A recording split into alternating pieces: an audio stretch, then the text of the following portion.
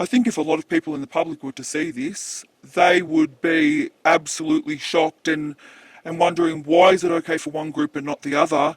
And that's the reason I've decided to send you the video. A few days ago, I was sent by a brave whistleblower the footage you're about to see. It's shocking, and we need you to share it with everyone you know, because I promise you one thing. The mainstream media will ignore it because it doesn't suit their narrative.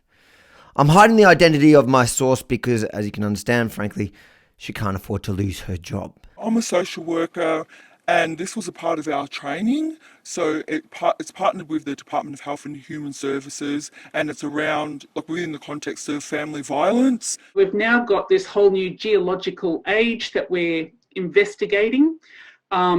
Violence is, I think, part of that transition.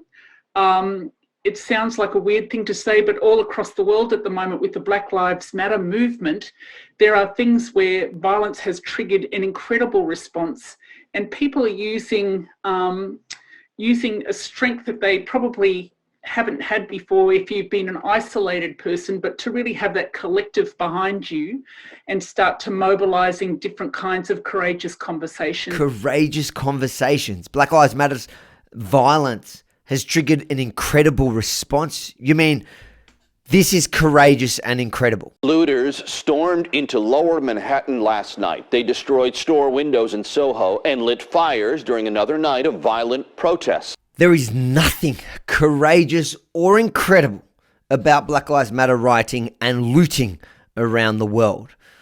The scary thing about this story is this is the training given by the Center for Excellence in Child and Family Welfare, which is a registered charity that is subsidized by taxpayer dollars and is contracted by the government to train social workers, youth workers, and psychologists in Victoria.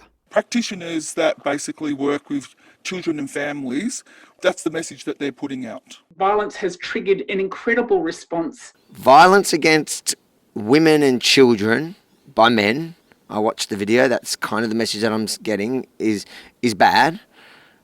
But Black Lives Matter, if you do it in the name of Black Lives Matter, that's okay. In fact, it's not only okay, her wording sounded like she was condoning it and celebrating it. That's exactly right, and almost encouraging it. Violence has triggered an incredible response. Yep. Again, the people preaching tolerance and, in this case, non-violence are suddenly justifying, celebrating and encouraging violence that suits their worldview. I was actually really shocked because on the one hand, they're saying that violence is really bad, and then in the other, they're condoning violence. And it seems, if it's for one group, it's not okay, but if it serves a certain agenda, it seems to be okay. Do you think social workers should be given that message that violence is ever okay? It's never okay, and no, I don't think so. She's right. It isn't. These same people who often support women who falsely accuse men of domestic violence, and the government funds them to do that, now the government is funding them to endorse real blatant violence. 15 years ago when you became a social worker, the message was clearly violence is not okay, never, ever. We've got to stamp it out. Have you seen that message suddenly change to what we're seeing now in this video? I have definitely seen that message change, and it's not just in this training, but in a number of cultural awareness and diversity training, it has definitely changed to make allowances for various groups. If you think this report is essential for everyone to see like I do, please make sure to hit the like button below and share this story far and wide, because I can promise you the mainstream media is not going to tell it, so it's up to you to share it.